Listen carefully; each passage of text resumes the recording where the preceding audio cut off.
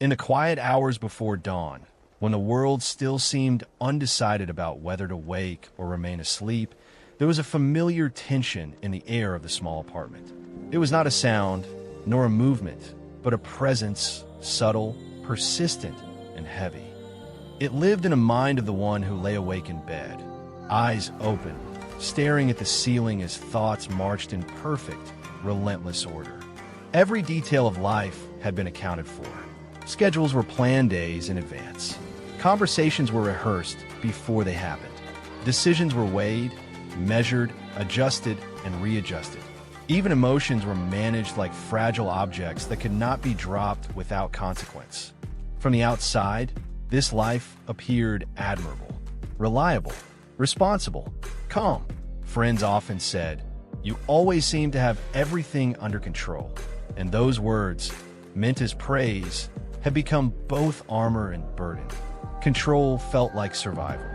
From a young age, the protagonist had learned a quiet lesson. When things fall apart, pain follows.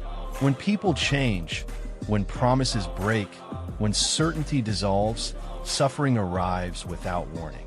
Control, then, was not a desire for power, it was a shield. A way to prevent the world from collapsing again. Every morning began with a mental inventory. Tasks, expectations, potential risks. Every evening ended with a review. What went wrong? What could have been prevented? What must be handled better tomorrow? Life was lived as if balance were a fragile glass structure, requiring constant hands to keep it from shattering. And yet, beneath this careful construction, there was exhaustion. Not the kind that sleep could fix, but a deeper weariness, the fatigue of always being alert, always anticipating, always holding tension in the body as if danger were imminent. Shoulders remained tight, even during rest. Breathing was shallow without being noticed. Joy, when it appeared, felt brief and unsafe, like something that might disappear if trusted too much. There was an unspoken fear. If I stop holding everything together, everything will fall apart. This fear guided countless small choices. It shaped relationships. Conversations were filtered. Emotions were restrained. Vulnerability felt reckless. Depending on others felt dangerous. It was safer to manage, to predict, to prepare. Yet control came at a cost. Moments that should have felt alive felt muted. A shared laugh carried an undercurrent of vigilance. Silence felt uncomfortable rather than peaceful. Even success brought no lasting relief. Only a new standard to maintain, a new level of responsibility to uphold. Sometimes, in rare moments of honesty, a question arose uninvited. Is this really peace? But the question was quickly dismissed.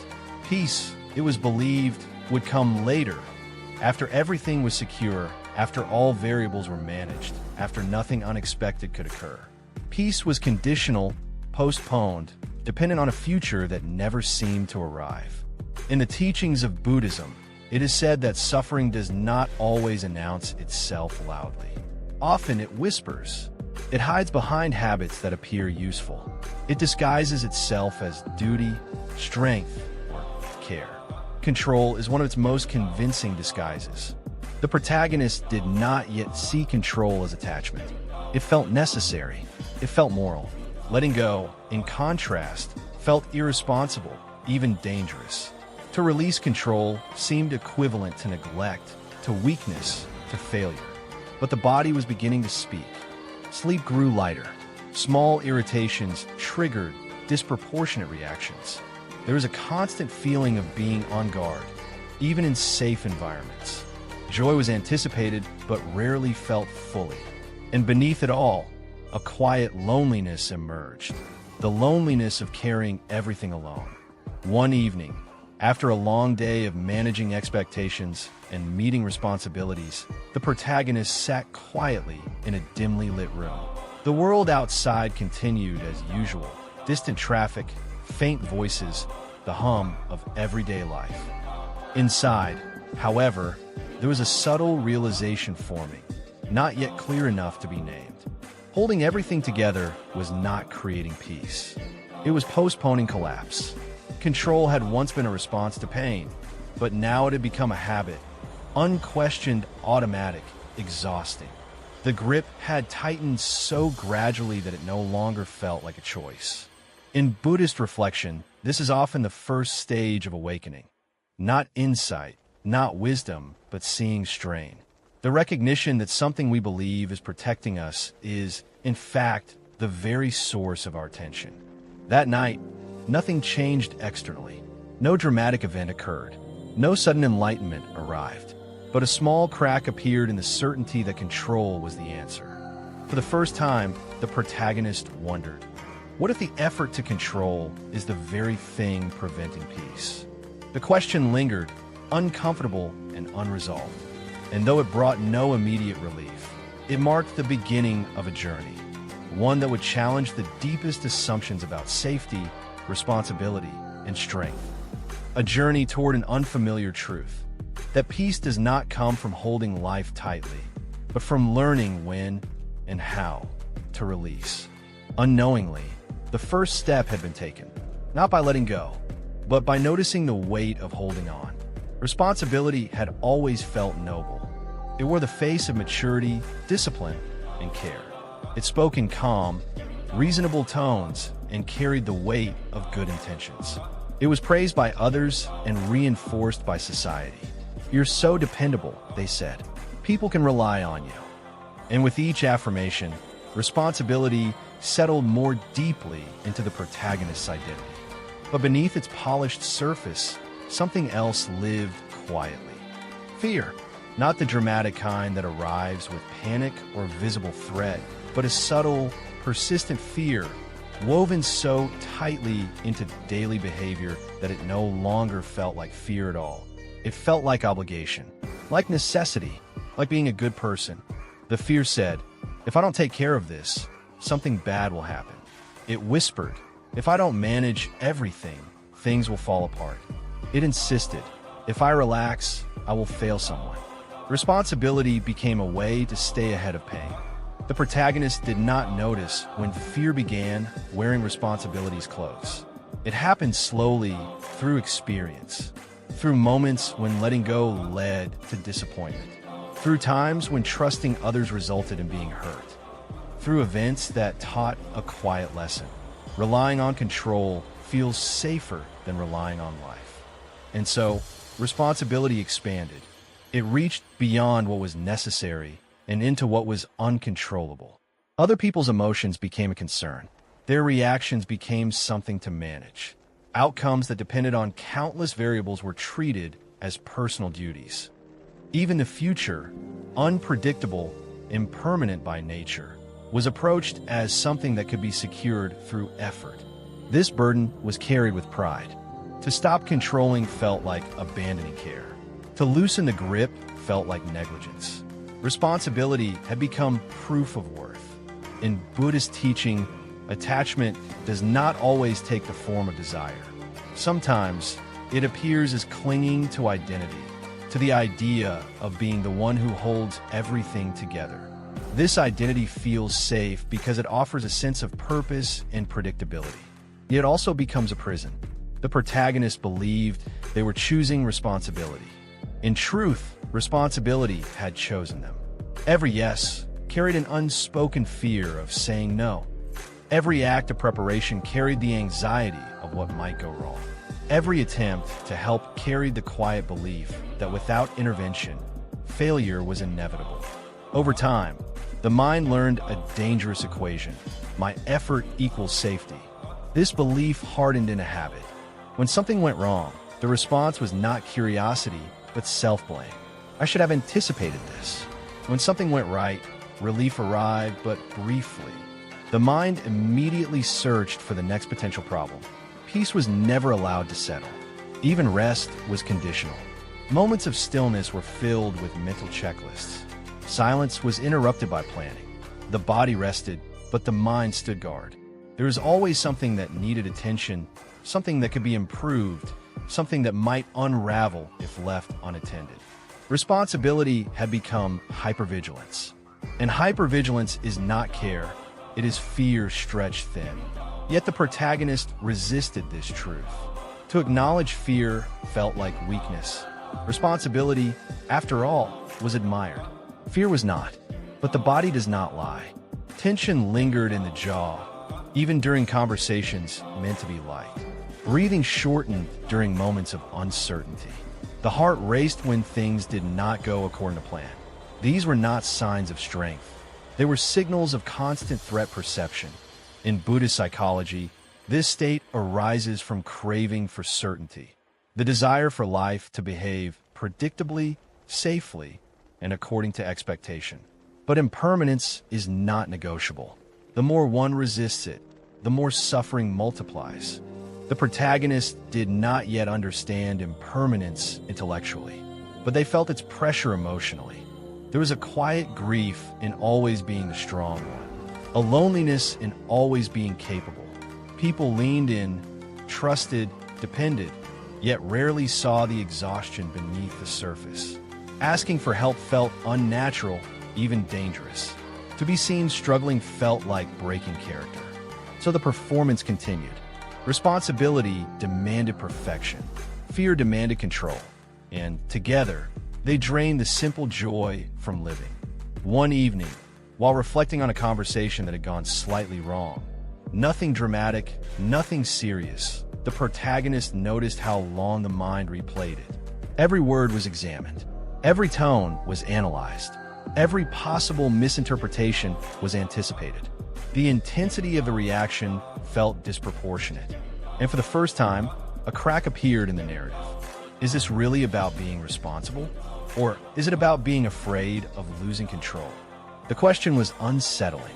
It suggested that responsibility might not always be virtuous, that sometimes it was a shield against uncertainty, that beneath the urge to manage everything was a deeper discomfort with not knowing, not controlling, not guaranteeing outcomes. Buddhist teachings often point to this distinction. True responsibility arises from compassion and clarity. False responsibility arises from fear and attachment. The first is light and flexible. The second is heavy and rigid. The protagonist's responsibility was heavy. It carried urgency. It carried tension. It carried the silent belief that without constant effort, something would go terribly wrong. And yet, despite all this effort, peace remained elusive. This realization did not arrive as a dramatic insight. It arrived as a gentle but persistent unease, the sense that something fundamental had been misunderstood, that the mind had mistaken fear for care, control for responsibility, tension for strength. The realization did not bring relief. It brought discomfort, because if responsibility was driven by fear, then letting go was not irresponsible. It was unfamiliar. And unfamiliar territory always feels dangerous to a mind conditioned by control. That night, the protagonist did not sleep easily. Thoughts circled. Old beliefs resisted examination. But something irreversible had begun. Responsibility was no longer unquestioned. And fear, long hidden behind good intentions, had begun to reveal its shape. The journey forward would not be about abandoning responsibility, but about learning to see where responsibility ended and fear began. And that distinction, once seen, could never be unseen. At some point, without any clear beginning, control stopped feeling like a choice. It became an atmosphere, invisible, constant, unquestioned, like air that was always breathed but never noticed. The protagonist no longer remembered when life had last been lived without calculating outcomes, without bracing for consequences, without mentally holding every moving part in place. Control had once felt empowering. Now it felt necessary. And necessity, when left unexamined, quietly turns into confinement. Days followed a familiar rhythm. Wake early, plan ahead, anticipate obstacles, adjust behavior to avoid conflict, prepare for disappointment, prevent mistakes before they happened. Each action appeared reasonable on its own. Together, they formed a system, a closed loop where vigilance fed anxiety and anxiety justified more vigilance. What was lost was subtle but profound: spontaneity, softness, ease. The protagonist rarely noticed the absence of these qualities because their disappearance had been gradual. There was no single moment of loss, no dramatic shift, just a slow narrowing of inner space. Laughter still occurred, but it ended quickly. Silence still arrived, but it felt uncomfortable. Joy appeared briefly, then was monitored, measured, and restrained, as if trusting happiness might invite loss. Control did not announce itself as oppression. It arrived as protection. But protection, when absolute, becomes a cage. In Buddhist understanding, suffering often arises not from what happens, but from the effort to make reality behave differently than it does.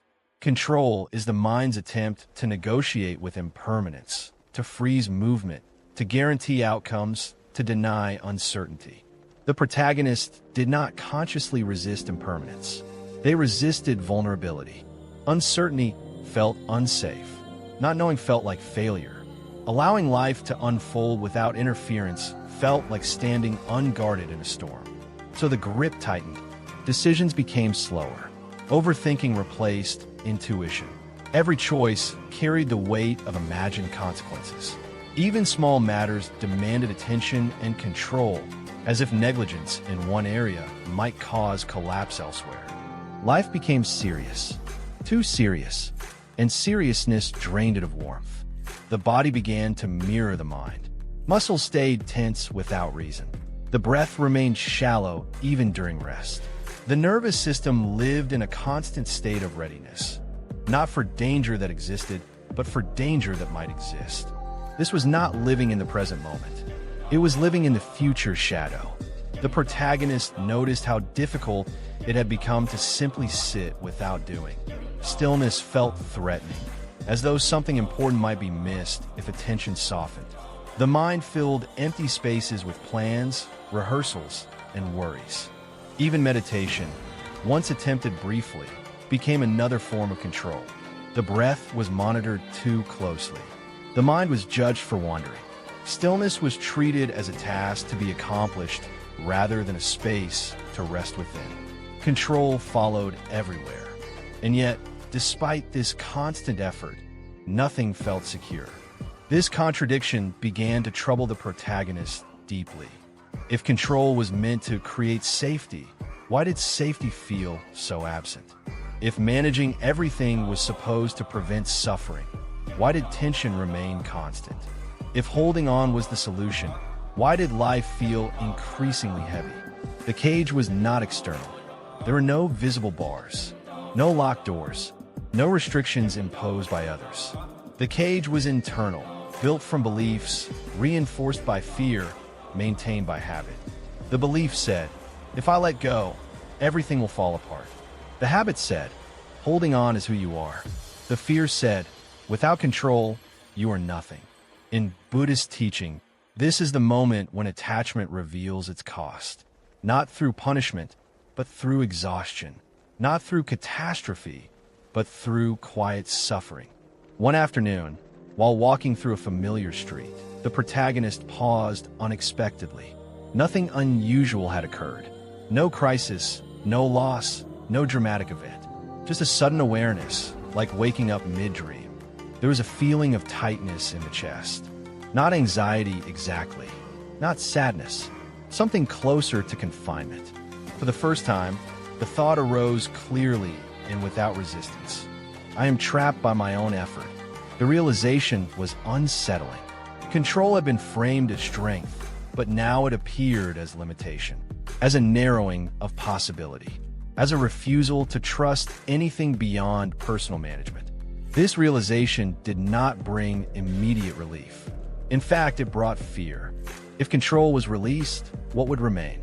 If vigilance softened, would chaos follow? If the cage door opened, was there ground beneath one's feet? The mind resisted these questions fiercely. It offered familiar arguments. It warned of danger. It insisted that letting go was reckless. But something deeper had already shifted. The protagonist could no longer ignore the cost of control.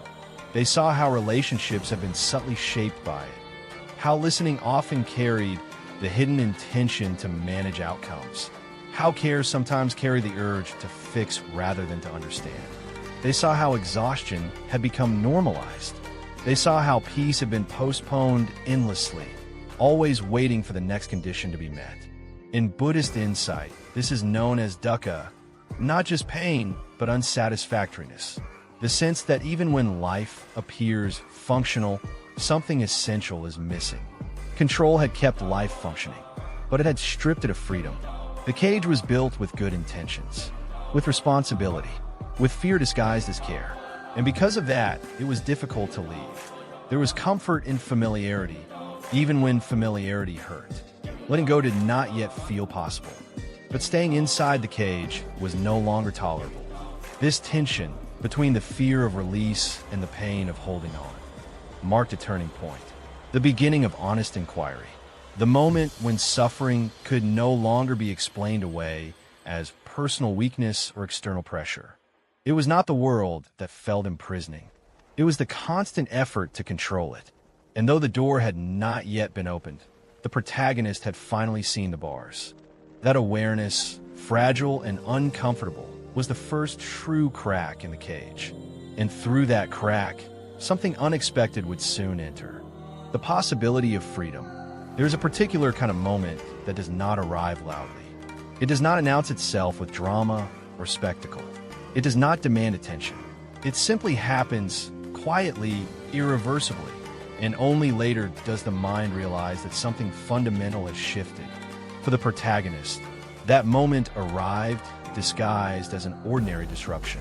A plan failed, not catastrophically, not publicly, not in a way that others would consider life-changing. But for someone who had built an inner world on anticipation and control, the failure struck deep. An expectation carefully prepared for did not unfold as imagined. An outcome believed to be secured slipped away without warning. There was no one to blame, no obvious mistake, no clear explanation, and that was precisely what made it unbearable. Control relies on cause and effect, on the belief that if one does everything right, the result will follow. When that equation collapses, the ground beneath the mind gives way. At first, the protagonist responded as always, tightening the grip, replaying events, searching for overlooked details, analyzing conversations, examining choices with surgical precision. Surely something had been missed. Surely control could be restored. But this time, the familiar tools failed. No insight emerged. No correction presented itself. The situation remained unresolved, not because of neglect, but because it was beyond personal influence. And that truth was terrifying. The body reacted before the mind could explain. A tightness in the chest, a shallow breath, a sense of falling, even while standing still. The nervous system, trained for vigilance, could not locate the threat because the threat was not external. It was powerlessness. For the first time in a long while, effort did not lead to stability. The protagonist felt exposed, stripped of the familiar armor of competence and foresight, stripped of the belief that responsibility could prevent pain, stripped of the identity of the one who holds everything together. This was not just disappointment. It was grief. Grief for the illusion that control could guarantee safety. In Buddhist understanding, moments like this are often referred to as encounters with anicca, impermanence, not as a philosophical concept, but as lived experience. When life demonstrates, without negotiation, that outcomes cannot be owned, the mind resisted fiercely. Thoughts surged. This shouldn't be happening. I did everything right. This isn't fair. I need to fix this. But there was nothing to fix. The situation had already unfolded. And in that absence of agency, something deeper surfaced, a raw vulnerability that had long been buried beneath effort. Fear emerged in its purest form. Not fear of failure, not fear of judgment, but fear of not being in control.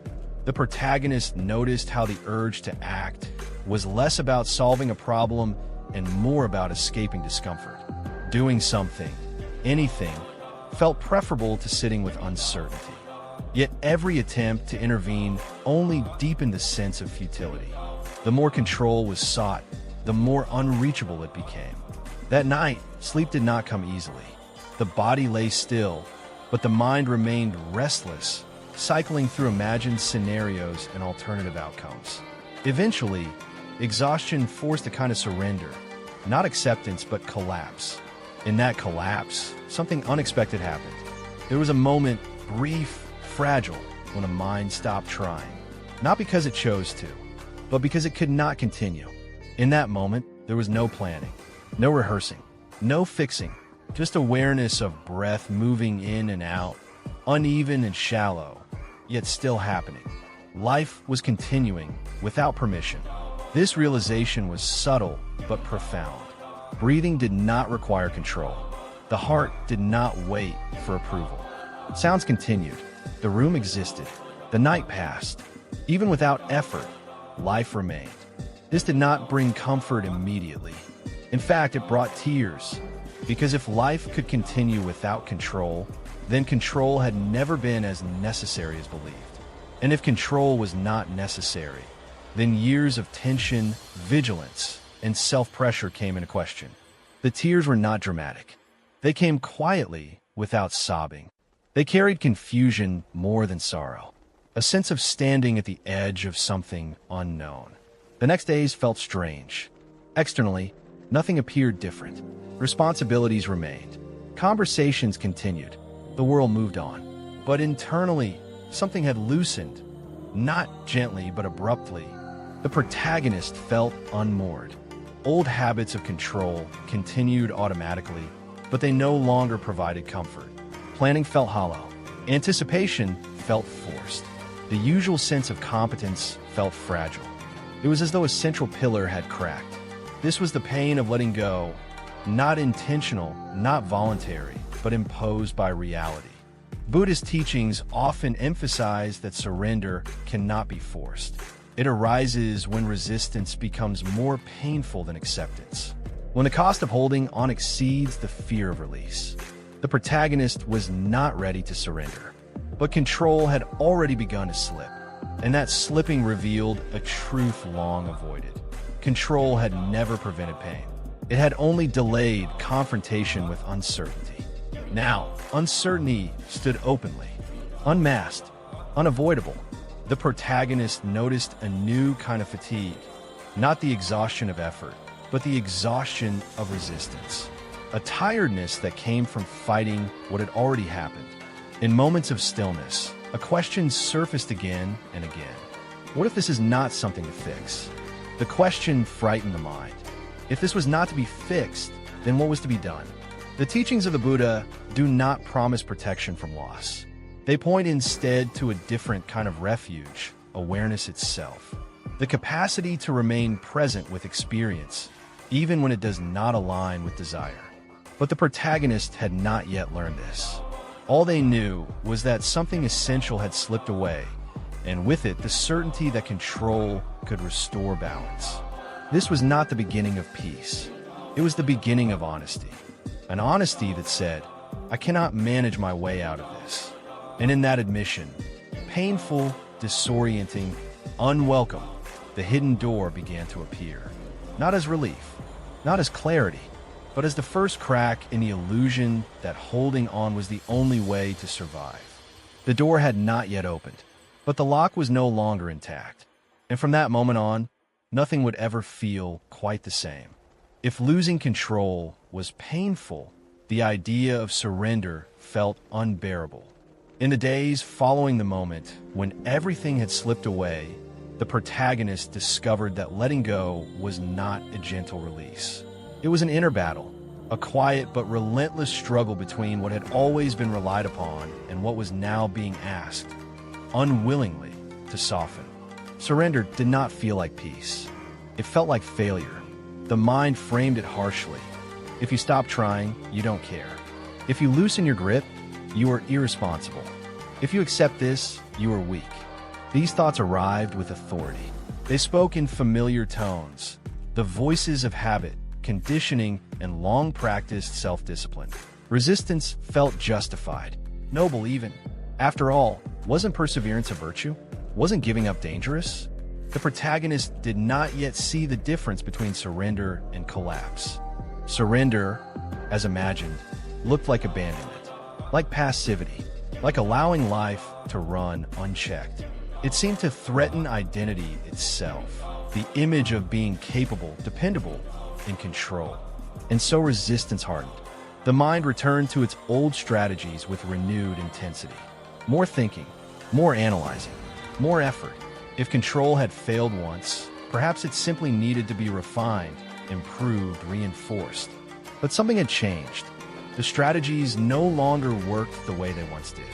Where effort once provided reassurance, it now produced agitation. Where planning once offered stability, it now amplified anxiety. The more the protagonist tried to regain control, the more obvious its absence became. This was not because effort was wrong. It was because effort was being used to avoid feeling. Beneath the resistance lay raw emotion, grief, fear, disappointment, helplessness. These feelings had been carefully managed for years, regulated through action and anticipation. Now, with control weakened, they surfaced without permission, and they were overwhelming. The protagonist noticed a deep discomfort with simply being with these emotions. Sitting quietly felt unbearable. The mind sought distraction, activity, anything to escape the inner turbulence. Even productivity became a refuge, not to create, but to avoid. In Buddhist understanding, this resistance is a natural stage of suffering. The mind clings not only to pleasant experiences, but to familiar ones. Even pain can feel safer than uncertainty if it is known. Letting go threatens the illusion of continuity. If control is released, who am I? If effort stops, what remains? If I do not manage life, will life abandon me? These questions haunted the protagonist. They appeared during moments of stillness, whispered during daily routines, echoed in the background of every interaction. There was anger, too. Anger at the situation. Anger at impermanence. Anger at the unfairness of losing stability despite doing everything right. This anger was often turned inward, disguised as self-criticism. You should be handling this better. Others wouldn't struggle like this. You're failing at something fundamental. Resistance often masquerades as discipline, but discipline driven by fear becomes cruelty. The body bore the cost. Sleep remained shallow. Muscles stayed tense. The breath caught easily. The nervous system oscillated between agitation and numbness. There were moments when surrender seemed almost tempting, fleeting glimpses of relief when effort momentarily paused. But these moments were quickly followed by panic. If I stop trying, everything will fall apart. The mind could not yet trust absence of effort. It had been trained to equate action with safety. In Buddhist teaching, surrender is often misunderstood as submission. In truth, it is alignment with reality. But alignment requires honesty, and honesty is uncomfortable. The protagonist was not resisting peace. They were resisting vulnerability. To surrender meant to face uncertainty without armor, to feel grief without distraction, to admit that some things could not be fixed, managed, or prevented. This admission felt humiliating. It threatened pride, identity, and deeply held beliefs about responsibility. One evening, while sitting alone, the protagonist noticed how exhaustion differed from ordinary tiredness. This was not fatigue from doing too much. It was fatigue from fighting what is. A thought surfaced, quiet but persistent. What if I don't have to solve this right now? The mind immediately reacted with alarm. Then what? No answer followed. Only silence. The silence felt dangerous, but also felt honest. In that silence, the protagonist became aware of how much energy had been spent resisting the present moment. Not changing it, resisting it. Pushing against reality as if effort alone could bend it back into a familiar shape. This resistance did not change the situation. It only deepened suffering. Buddhist wisdom teaches that pain is inevitable, but suffering is optional, born from resistance. The protagonist was beginning to glimpse this truth, not as philosophy, but as lived experience. Yet insight did not bring immediate release. Resistance softened slowly, reluctantly. There were days when the urge to surrender felt like stepping off a cliff. Other days, the weight of holding on felt heavier than the fear of falling. This oscillation defined the chapter of resistance. Not a clean transition, not a graceful surrender, but a gradual wearing down of the impulse to control. The protagonist began to see that surrender was not something to do. It was something that happened when the struggle was finally seen clearly.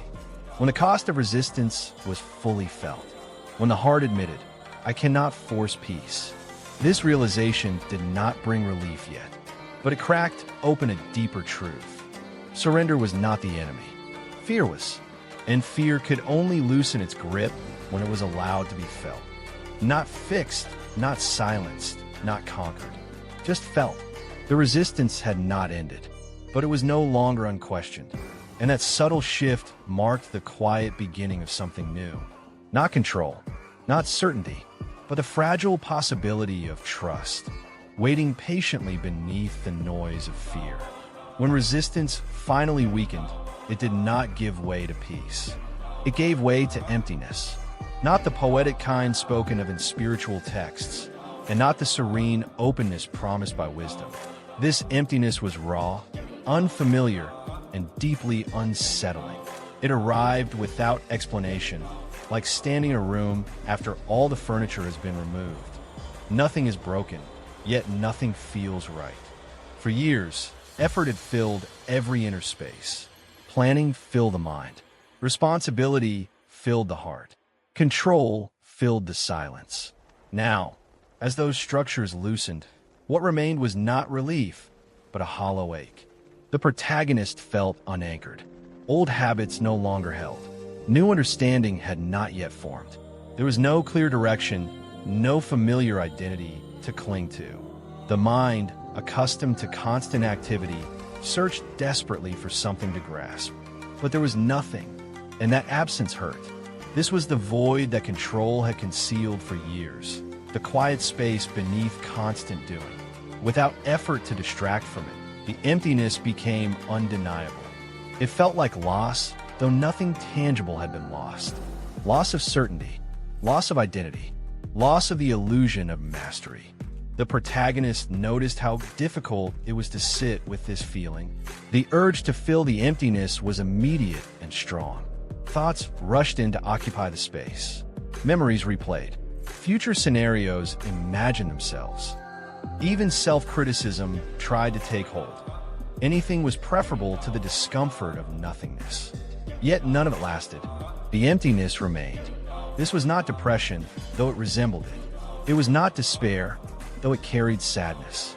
It was something more existential, the ache of standing face to face with impermanence without distraction. In Buddhist understanding, this stage is often misunderstood or avoided. Many mistake emptiness for meaninglessness and retreat quickly into familiar patterns. But emptiness is not absence of life, it is absence of clinging. The protagonist did not yet know this. All they knew was that without control, without constant effort, without identity built on responsibility, there was a frightening sense of being nothing. Who am I if I'm not managing everything? What is my value if I'm not needed? What remains if I stop holding the world together? These questions surfaced uninvited, echoing in the quiet moments of the day. The ache intensified during stillness. Walking helped briefly. Conversation distracted momentarily. But silence always brought the emptiness back. Patient, waiting, unmoved. The body responded with heaviness. Limbs felt slow. Breathing deepened unintentionally, as if the system was adjusting to a different rhythm. Sleep came in fragments. Dreams were vivid but unresolved. There was grief, too. Grief without a clear object. Grief for the life once imagined. Grief for the certainty that would never return. Grief for the version of self that believed safety could be controlled. This grief had no ceremony, no words. It lived quietly in the chest, a dull ache that pulsed beneath daily routines. The protagonist wondered if something was wrong. Was this what letting go was supposed to feel like? Spiritual teachings spoke of peace, freedom, and liberation. This felt like emptiness, vulnerability, and loss. The temptation to retreat was strong, to rebuild the old structures, to resume control, to fill the void with effort again. But something subtle prevented that return. The old ways no longer fit. Try to control now felt artificial, forced, hollow. The mind could not unsee what it had glimpsed. Control no longer promised safety, only exhaustion. So the emptiness remained, uninvited, uncomfortable, unavoidable. In Buddhist reflection, this emptiness is not an error. It is a threshold. When old attachments dissolve, there is a period of disorientation, a space where identity has loosened but wisdom has not yet matured. It is a necessary discomfort, but knowing this intellectually would not have helped the protagonist. This was not a lesson to be understood. It was an experience to be endured. There were moments when the emptiness felt almost unbearable, when the lack of direction felt like floating without ground, when the absence of familiar struggle felt more frightening than struggle itself. Yet, slowly, something unexpected happened. The emptiness did not harm. It did not consume. It did not destroy. It did not demand anything. It simply existed, and so did the protagonist. Breath continued. Days passed. Life moved quietly forward, without effort. This realization did not come all at once. It came in fragments, moments when the protagonist noticed they were still here, even without holding everything together. Moments when the emptiness softened slightly, no longer sharp but spacious. The ache remained, but it changed. It became less threatening, more honest. In this space, emotions surfaced more freely. Sadness came without explanation. Tears appeared without drama. Relief flickered briefly, without reason. None of it was managed. None of it was controlled. And yet, nothing collapsed. The world did not fall apart. Responsibilities still existed, but they no longer defined identity. Action still occurred, but it arose from necessity rather than fear. The protagonist began to see the difference, faintly, uncertainly, between doing from tension and doing from presence. The emptiness was still there, but it was no longer entirely empty. There was awareness within it, a quiet witnessing of experience as it unfolded. Thoughts came and went. Feelings rose and fell. The ache shifted, changed, softened. This was not peace yet, but it was not chaos either. It was a transitional space, uncomfortable, unfamiliar, yet strangely alive. In Buddhist understanding, this is where many turn back, where the discomfort of not knowing feels worse than the pain of clinging. But it is also where something essential begins to form. The protagonist did not yet name it. They only sensed that this emptiness, painful as it was, held something honest, something unconstructed, something real. And for the first time in a long while, they were not running from it. They were staying, breathing, allowing the ache to exist without explanation. That willingness, fragile, imperfect, human, marked the end of one way of being and prepared the ground for another, not built on control, but born from presence.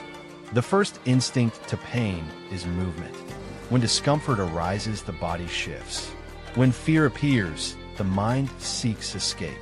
When uncertainty presses in, action feels urgent.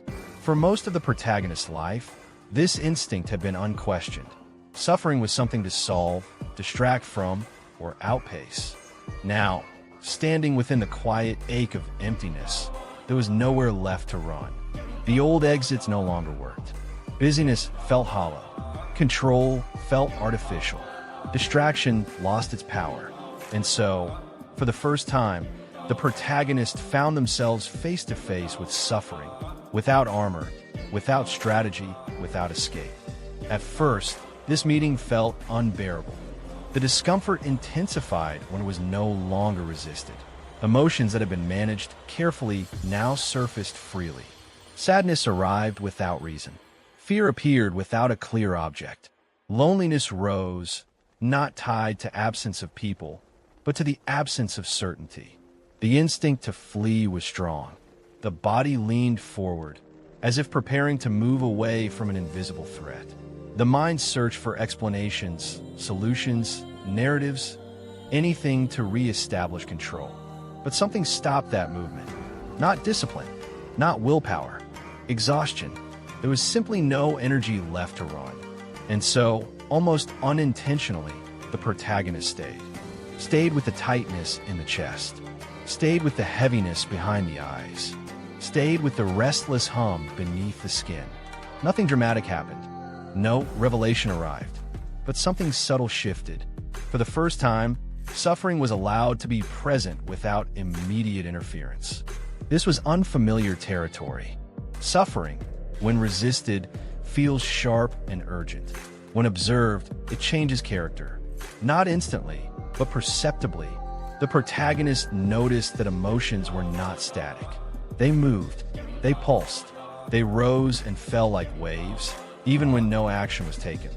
Fear surged, then softened. Sadness deepened, then receded. Anxiety tightened, then loosened. This movement was not caused by effort.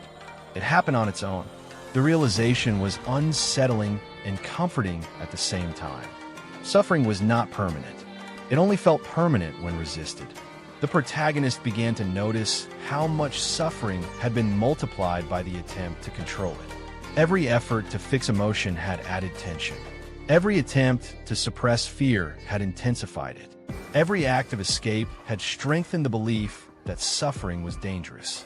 Now, in stillness, suffering revealed a different face. It was uncomfortable, yes, but it was not hostile. It did not demand action. It did not threaten survival. It did not consume awareness. It simply asked to be felt. This was not something the protagonist had learned from books or teachings. It was something the body understood directly. When attention rested gently on sensation, on breath, on weight, on presence, the mind quieted just enough to observe. Thoughts still arose. This is pointless. You should be doing something. This won't help. But these thoughts were noticed rather than obeyed. They came and went like weather. The protagonist began to see that suffering had layers. There was the raw sensation, tightness, heaviness, restlessness. And there was the story layered on top. This shouldn't be happening. This means something is wrong. This will never end. When attention rested on sensation alone, without story, suffering became simpler. Still painful, but less overwhelming. This distinction was subtle, but powerful. In Buddhist understanding, this is the difference between pain and suffering. Pain is the natural experience of discomfort. Suffering arises when the mind resists, judges, or clings. The protagonist was not yet fluent in this understanding, but they were beginning to experience it directly.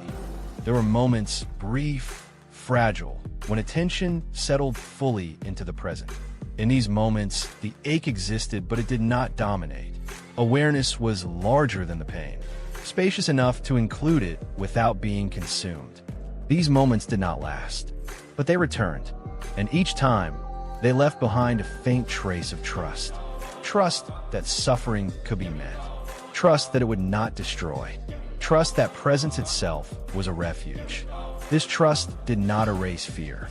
Fear still arose, but it no longer dictated every response. The protagonist noticed a growing ability to pause, to feel before acting, to remain when discomfort appeared. This was not passivity. It was courage of a different kind. The courage to stay, to not fix, to not flee, to not distract, just to be present with what is. This presence was not dramatic or blissful. It was quiet, ordinary, almost dull at times. But beneath its simplicity, something profound was happening. The relationship to suffering was changing. Suffering was no longer an enemy to defeat. It was a visitor to understand. The protagonist began to see how much of life had been lived in reaction, always moving away from discomfort, always chasing resolution. Now, by staying, a different rhythm emerged, one that did not rush toward conclusions. This rhythm felt slower, more grounded, more honest. There were days when staying felt impossible, when the pull to escape was overwhelming. And on those days, the protagonist did escape into activity, conversation, distraction. There was no self-judgment in this, just noticing.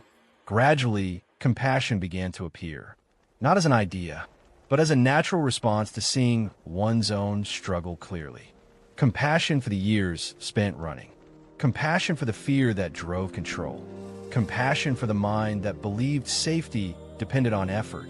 This compassion softened the inner landscape. Suffering, when met with gentleness, lost some of its sharp edges. It was still present, but it was no longer alone. In Buddhist teaching, this is often described as turning towards suffering rather than away from it. Not to indulge it, but to understand it, to see its impermanent nature, to discover that awareness itself is not harmed by what it observes. The protagonist did not yet articulate this truth, but they were living it. Each time they stayed with discomfort without running, something deepened. A quiet strength emerged, not the strength of control, but the strength of presence. And for the first time since control had begun to loosen, the protagonist sensed something unexpected beneath the pain. A stillness, not separate from suffering, but spacious enough to hold it. That stillness did not promise answers. It did not offer solutions, but offered something more essential. The knowledge that it was possible to remain. And in remaining, something fundamental was learned. Suffering does not need to be escaped to be survived. It needs to be met. And in that meeting, the long journey toward inner peace truly began. Pain, once faced, does not remain silent. It speaks, not in words, but in patterns, in sensations, in repetitions. And as the protagonist learned to stay rather than escape, a quiet intelligence within suffering began to reveal itself. This intelligence was not kind in the way comfort is kind. It did not soothe or reassure. It instructed. At first, the lessons were subtle, almost easy to miss. Pain would arise, and the mind would instinctively search for its cause. Old habits whispered familiar explanations. Something went wrong. Someone failed. I should have acted differently. But when attention rested more deeply, beneath thought, beneath story, another truth emerged. The pain was not always connected to what had just happened. Sometimes, it appeared without any clear external trigger. This was confusing. If pain was not always caused by events, then what was it responding to? The protagonist began to notice a pattern. Pain intensified when there was resistance. When the mind insisted, this should not be happening. When it demanded, this must stop. When it clung to an image of how things were supposed to be. And pain softened, not disappeared, but softened, when resistance loosened. When a moment was allowed to be exactly as it was. This observation unsettled long-held assumptions. Pain had always been framed as an enemy, something inflicted by life, something to avoid, something to overcome. But now, pain appeared to be responding not just to circumstances, but to the way those circumstances were met. In Buddhist understanding, this is the heart of suffering. Not pain itself, but attachment, the clinging to what should be, the refusal to allow what is. The protagonist did not think in these terms yet, but they felt the truth of it in their body. Each time pain arose, there was a choice, not a conscious one, but a subtle inner movement. To tense or to soften, to resist or to allow, to argue with reality or to meet it. When resistance returned, pain sharpened. When allowance appeared, pain spoke, then eased. It was as if pain was saying, I am here because you're holding on. This message was uncomfortable. It challenged the deeply ingrained belief that suffering came from loss, failure, or uncertainty. Instead, suffering seemed to arise from the effort to prevent loss, to deny uncertainty, to control outcomes. Pain was not punishing. It was pointing to attachment, pointing to clinging, pointing to the constant inner demand that life behave differently than it does. The protagonist began to see how much energy had been spent maintaining this demand, demanding certainty in an uncertain world, demanding permanence in an impermanent life, demanding control in a reality defined by change. Pain arose not because these demands were wrong, but because they were impossible. And pain, in its own silent way, was revealing this impossibility. This realization did not bring comfort. It brought humility. The mind had believed itself capable of managing life. Pain revealed the limits of that belief, gently, persistently, without judgment. There were moments when this understanding felt like loss. If attachment was the source of suffering, then letting go meant relinquishing cherished ideas about safety, identity, purpose. What would remain without these anchors? This question surfaced again and again, but pain did not answer it directly. Instead, it invited deeper listening. The protagonist noticed that pain changed when it was approached with curiosity rather than resistance. When attention rested softly on sensation, without trying to change it, pain unfolded differently. It revealed textures, movements, rhythms. Pain was not a solid block. It was dynamic. It pulsed. It shifted. It transformed. And within these changes, something remarkable appeared. Moments of neutrality. Moments when pain was simply sensation, neither good nor bad. Moments when awareness felt larger than discomfort. These moments were brief, but undeniable. They suggested a profound truth. Pain was not the whole experience. Awareness contained pain, but was not limited by it. This distinction was subtle, but life-altering. For years, the protagonist had identified with suffering. I am anxious. I am hurting. I am overwhelmed. Pain was personal, defining, absolute. Now, a gap appeared. Pain was happening, but it was not who they were. This realization loosened something deep. Not immediately, not dramatically, but enough to change the relationship to suffering. Pain became a teacher, not because it offered answers, but because it revealed mechanisms. It showed how attachment tightened the body, how expectation sharpened discomfort, how resistance amplified distress. It taught without language. It taught through experience. The protagonist also noticed how compassion naturally arose from this understanding. Seeing how suffering operated within themselves made it impossible to judge it in others. Everyone was clinging to something. Everyone was resisting something. Everyone was trying, in their own way, to avoid pain. This recognition softened the heart, not sentimentally, but realistically. Compassion was no longer an ideal. It was an understanding. Pain was not a personal failure. It was a universal signal.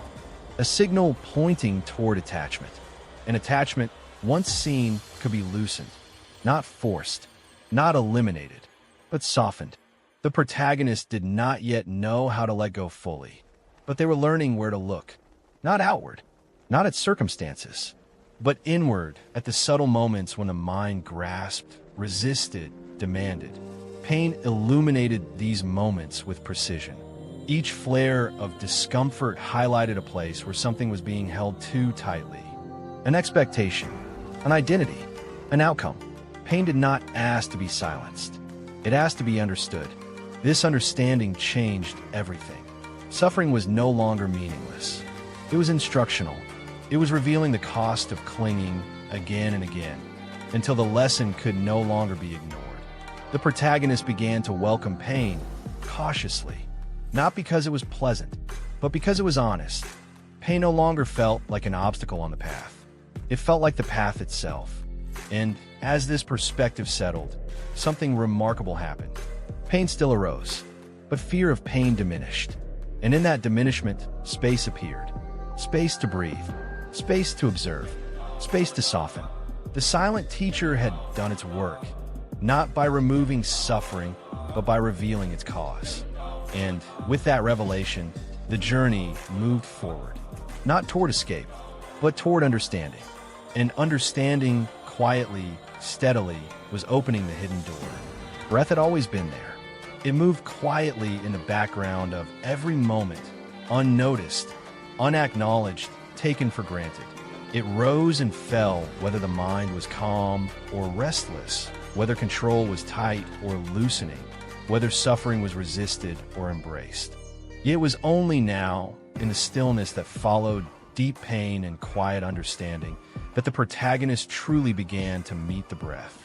Not as a technique, not as a tool, but as a living reminder. At first, attention touched the breath accidentally. a pause between thoughts, a moment when the mind, exhausted from searching for answers, rested briefly on sensation. Air entered the body. Air left. The chest expanded and softened. The abdomen rose and fell. Nothing remarkable happened, and yet something essential was revealed. The breath did not ask for permission. It did not wait for control. It did not require effort to continue. Life was happening gently, persistently, without management. This realization carried a quiet power. For so long, the protagonist had believed that life required constant supervision, that stability depended on vigilance, that peace was something to be achieved through effort. But the breath contradicted all of that. It moved effortlessly, and it sustained everything. In moments of discomfort, attention returned to the breath, not intentionally at first, but instinctively. When emotions grew intense, when pain sharpened, when fear threatened to overwhelm, the breath was there, steady and available. It did not remove pain, but it created space around it. Breathing in, the protagonist noticed sensations. Tightness in the chest, a flutter in the stomach, heat behind the eyes. Breathing out, there was a subtle release, not of emotion, but of resistance. Nothing was forced. Nothing was controlled. The breath became an anchor, not because it fixed suffering, but because it remained present regardless of suffering. This was a profound shift. In Buddhist understanding, the breath is often used as an object of mindfulness, not to escape experience, but to ground awareness within it. The protagonist began to see why. The breath was always in the present moment. It did not dwell on the past. It did not anticipate the future. It simply happened here and now. When attention rested on the breath, the mind followed. Thoughts still arose, but they loosened their grip. Worries lost urgency. Stories softened. Awareness widened enough to include both breath and pain without collapsing into either. In these moments, suffering did not disappear, but became manageable, contained, held. The protagonist noticed how breath responded naturally to inner states. When anxiety arose, the breath shortened. When fear appeared, it tightened. When sadness surfaced, it deepened. The breath reflected the mind and gently invited it back to balance. There was no command, no instruction, just a quiet dialogue between awareness and body. This dialogue felt intimate, trustworthy, honest. The breath did not pretend things were fine when they were not. It responded to truth, not to denial. And in responding, it offered regulation, not through control, but through presence. The protagonist began to sense a rhythm beneath experience, a rhythm not imposed but inherent. Breath in, breath out, sensation arising, sensation passing, thoughts appearing, thoughts dissolving. Everything moved, nothing stayed, and yet something remained constant. Awareness, the one who noticed, the one who breathed. This awareness was not strained. It did not require effort to maintain. It was simply there, quietly holding everything. Pain came and went within it. Fear surged and faded. Emptiness expanded and contracted. But awareness remained unchanged. This discovery was subtle, but transformative. The protagonist had spent years trying to stabilize life by controlling circumstances. Now, stability was found elsewhere, in the capacity to remain present regardless of circumstance. The breath was the doorway, not because it was special, but because it was always available. In moments of stillness, the protagonist would sit and simply notice the breath. No goal, no expectation, just noticing. Sometimes the breath felt shallow, sometimes uneven, sometimes smooth. All of it was allowed. And in allowing the breath to be as it was, something deeper was learned. Allowing breath meant allowing life. No correction, no interference, no judgment. The breath taught acceptance not as an idea, but as a lived experience. Accept this inhale. Accept this exhale. Accept this moment. And then the next. This practice, though it did not feel like practice, changed the inner landscape. Moments of calm lengthened. The nervous system softened. Reactivity decreased. The mind became less quick to grasp, and more willing to observe. None of this was dramatic. There were no visions, no sudden peace, just a gradual settling, like sediment falling to the bottom of a stirred glass. The protagonist began to notice that even difficult moments could be held by the breath. A painful thought arose, the breath was there. A surge of emotion appeared, the breath continued. A sense of emptiness returned. The breath moved gently through it. Nothing was excluded. Everything belonged. This inclusion was revolutionary. For so long, peace had been imagined as the absence of pain. Now, peace appeared as the capacity to remain present with pain without being overwhelmed. The breath made this possible, not by removing difficulty, but by grounding awareness in the body, in reality, in now. There were moments when the protagonist forgot to attend to the breath. Days when old habits returned. Times when suffering again felt overwhelming. But the breath was patient. It waited. It did not judge absence. It welcomed return. Each return deepened trust. Trust not in control, but in presence. Trust that life could be experienced moment by moment without being managed into submission. Trust that awareness was resilient enough to hold whatever arose. As this trust grew, the protagonist sensed something quietly emerging beneath experience. A stillness, not rigid, not forced. A living stillness that moved with the breath, expanded with sensation, and remained open to change. This stillness was not separate from life. It was life, fully met. The breath did not promise an end to suffering, but it revealed a way to live within it, gently, honestly, without resistance. And in that revelation, the protagonist touched something profoundly new. A sense of safety not based on control. A sense of peace not dependent on conditions. A sense of belonging within the flow of life itself. The breath had not solved anything. It had done something far more important. It had shown that nothing needed to be solved for presence to exist. And presence, quietly, steadily, was holding everything. There was a moment, subtle, fleeting, almost unremarkable, when the protagonist realized that a thought had ended. Not replaced immediately by another. Not drowned out by noise. Just ended. For a brief instant, there was no commentary. No planning. No remembering. No judging. The mind, so accustomed to constant movement, paused. Not because it was forced to, but because it had nowhere to go. In that pause, something unexpected appeared. Space. Not physical space, but an inner openness, quiet, alert, and strangely intimate. It did not announce itself.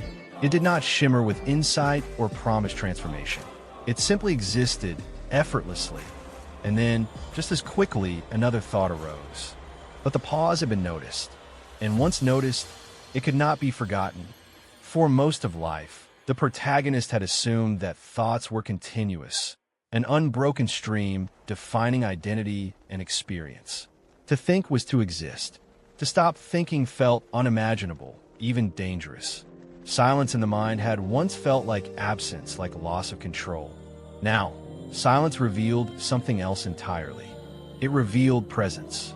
The protagonist began to notice these gaps more often, between breaths, between sensations, between the end of one thought and the beginning of the next. At first, they lasted only a fraction of a second, but even that fraction carried immense significance. In those moments, there was no struggle, no effort, no suffering. Pain, when present, was simply sensation. Fear, when present, did not dominate. There was no narrative insisting that things be different.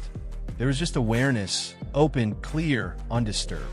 This awareness did not feel foreign. It felt familiar in a way that bypassed memory, as if it had always been there, waiting patiently beneath the noise. The protagonist realized that peace had been misunderstood for years. Peace was imagined as a permanent state, something to achieve and maintain. But what was appearing now was not a state at all. It was a space in which states came and went. Thoughts passed through it. Emotions moved within it. Sensations arose and faded inside it. Yet the space itself remained unchanged. This discovery was quietly revolutionary. If peace was not something to create, then it did not need protection. If it was not an achievement, then failure could not take it away. If it existed beneath thought, then thought could no longer be the ultimate authority.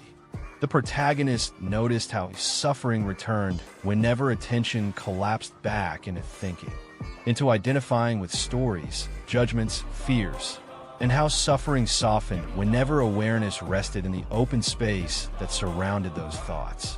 This was not suppression. Thoughts still appeared, but they were no longer believed automatically. They were seen, observed, allowed, and then they passed. The mind, once treated as a master, was becoming a visitor. Sometimes loud, sometimes persuasive, but no longer absolute. In Buddhist understanding, this space is often described as awareness itself, not the content of experience, but the capacity to experience. It is not created by meditation. It is revealed when identification with thinking loosens. The protagonist was not trying to reach this space. It appeared naturally as effort fell away. During ordinary moments, washing dishes, walking slowly, sitting quietly, awareness would suddenly expand. Thoughts would thin. The body would feel lighter. Breath would deepen without instruction. Nothing special was happening. And that was the point. Peace did not announce itself with fireworks. It arrived like a long-forgotten friend, sitting quietly beside you when you finally stopped talking. There were moments when fear arose in response to this openness. The mind would whisper, if you let go completely, you might disappear. But the fear no longer carried the same authority. Each time awareness rested in space, something fundamental was learned. Nothing essential was lost. The body still functioned. Decisions still happened. Life continued. In fact, actions felt clearer, more appropriate, less reactive. The protagonist noticed a subtle shift in daily interactions. Listening became easier. Responses felt less rehearsed. There was less urgency to control outcomes. Silence became comfortable. Thoughts still commented, but they no longer dictated. This did not mean the end of difficulty. Challenges still arose. Pain still visited. But now, these experiences occurred within a wider field, one that did not contract around them. The space between thoughts did not reject anything. It included everything. Joy appeared and passed. Sadness appeared and passed. Certainty appeared and passed. Confusion appeared and passed. And through it all, awareness remained untouched. This realization dissolved a long-held fear that letting go meant losing oneself. In truth, what was being let go of was not the self, but the false belief that the self was made of thoughts. The protagonist began to see that identity had been constructed from repetition, repeated stories, repeated fears, repeated roles.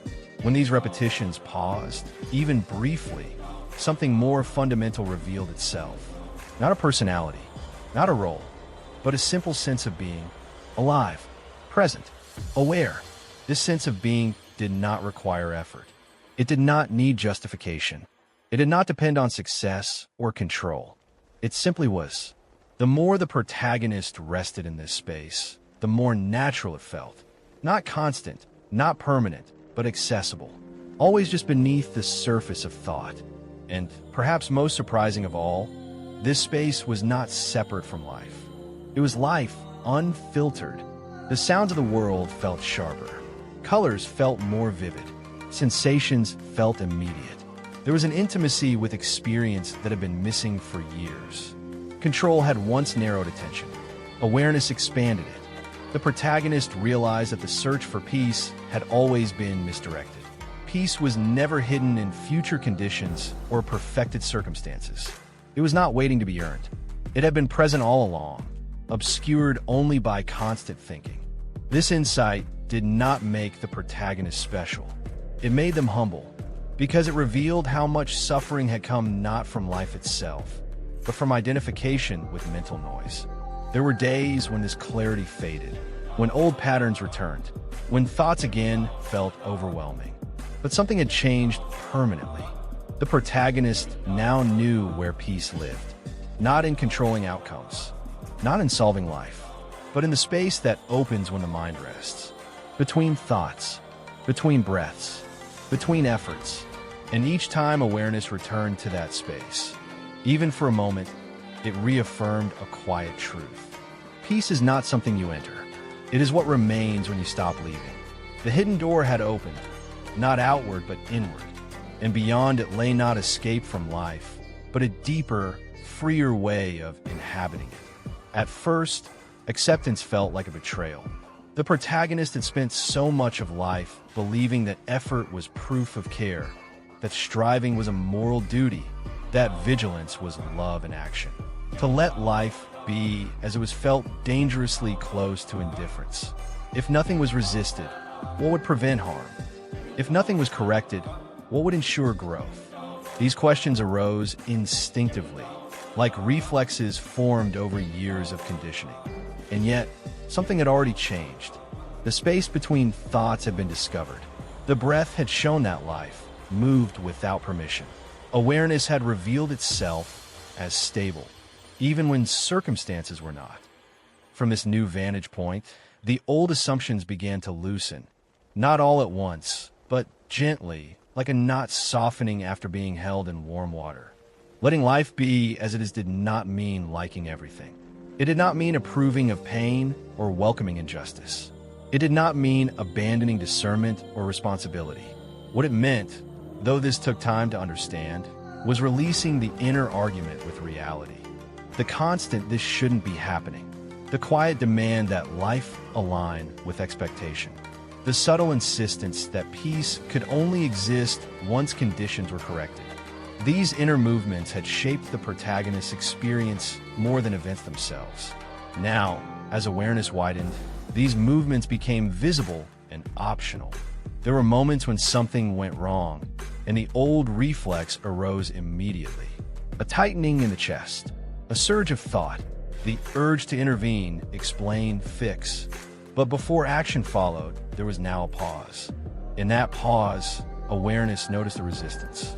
And sometimes, not always, but often enough, the resistance was allowed to soften. In that softening, something remarkable happened. The situation did not change, but the suffering did. Life continued unfolding in its unpredictable way. Plans still failed. People still misunderstood. Emotions still surged. But the inner war had quieted. The protagonist began to see the difference between responding and reacting. Reaction was automatic, driven by fear and habit. Response arose from presence. It was slower, simpler, and strangely more effective. When life was allowed to be as it was, clarity emerged naturally. Not intellectual clarity, experiential clarity. The kind that knows when to act and when to wait, when to speak and when to remain silent, when to intervene and when to trust the process. This clarity did not come from thinking harder. It came from listening more deeply. The protagonist noticed how often effort had been misplaced. Energy had been spent resisting emotions rather than understanding them, planning outcomes rather than engaging the present, controlling others rather than clarifying boundaries. Letting life be as it was did not remove action. It refined it. Action, when it arose from acceptance, felt different. It was cleaner, less desperate, free of the frantic urgency that once drove every decision. There was no longer a need to force outcomes to validate worth. Worth was no longer conditional. This realization was both liberating and disorienting. If worth was not earned through control, then who was the protagonist without that effort? At first, this question felt like standing without ground. But gradually, a different sense of stability emerged. One not built on identity, but on presence. Presence did not demand proof. It did not require justification. It simply witnessed. And in witnessing it aloud, the protagonist began to notice how life responded to this shift. Conversations softened. Conflicts de-escalated more easily. Even when tension arose, it no longer spiraled as before. Not because others had changed, but because resistance had. Letting life be as it was created space for life to move. There was a growing trust, fragile at first, then steadier, that life did not need constant interference to function. That growth did not always come from force. That healing did not always require effort. Sometimes what was needed was allowance. Allowance for grief to move through. Allowance for fear to rise and fall. Allowance for uncertainty to remain unresolved. This allowance felt unnatural at times. The mind would protest. You're being passive. You're giving up. But experience contradicted these accusations. Life was not stagnating. It was flowing. The protagonist began to sense that acceptance was not resignation. Resignation collapses. Acceptance opens. Resignation withdraws. Acceptance engages, but without demand. This distinction was crucial. Letting life be as it was did not mean withdrawing from responsibility. It meant releasing the illusion of control while remaining fully present. There were moments of doubt, moments when old habits returned with force, moments when the comfort of striving tempted a return to control. But each time, the body signaled the difference. Striving brought tension. Acceptance brought softness. Not weakness, softness. A flexibility that could adapt rather than resist. The protagonist noticed how emotions moved more freely now. Sadness came and went without becoming a story of failure. Joy arose without being clung to. Fear appeared without dictating behavior. Life felt more honest, less filtered, less managed. There was a quiet intimacy with experience that had been missing for years. In Buddhist understanding, this is often described as aligning with reality rather than opposing it. Suffering diminishes not because life becomes perfect, but because resistance dissolves. The protagonist felt this truth in the body. Shoulders relaxed, breath deepened, the nervous system settled. Peace, once imagined as something fragile, revealed itself as resilient. Not because nothing went wrong, but because nothing needed to be fought internally. There was a profound relief in this. Not the relief of escape, but the relief of no longer arguing with what is. Life no longer felt like a problem to solve. It felt like a process to participate in. Sometimes gently, sometimes painfully, always honestly. Letting life be as it was did not answer every question. It did not provide certainty. It did not guarantee comfort, but it offered something far more valuable. Freedom from unnecessary suffering.